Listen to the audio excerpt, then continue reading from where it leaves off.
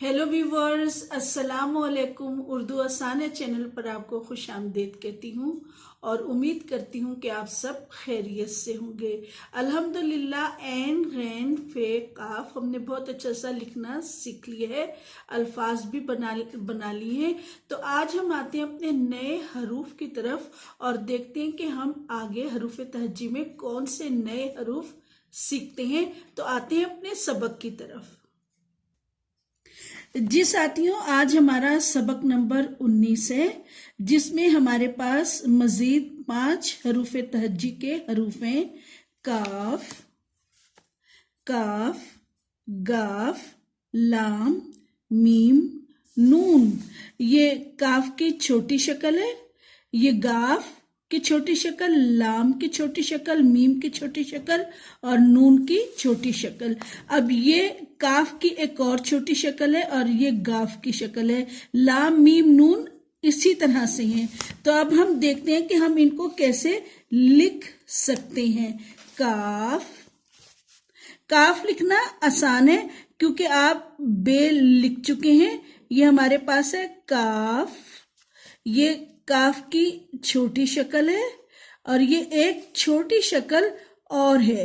ठीक है, जब हम इंशाल्लाह काफ को अलिफ से मिलाएंगे तो हमारे पास इस तरीके की शक्ल होगी।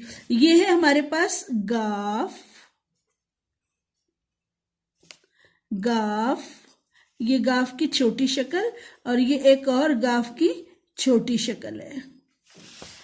अब हमारे पास है लाम और ये लाम की छोटी शक्ल, मीम और ये मीम की छोटी शक्ल, नून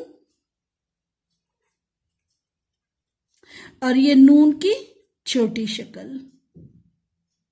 अब हम देखते हैं कि हम इनको कैसे मिला सकते हैं। हरूफ तहज्जी को उनकी छोटी अशकाल के साथ मिलाना है। अब हमारे पास सबसे पहले काफ है, तो हम काफ को इस छोटी शक्ल से मिला देंगे। काफ, गाफ को हम मिलाएंगे इस छोटी शक्ल के साथ, गाफ, गाफ, लाम, मीम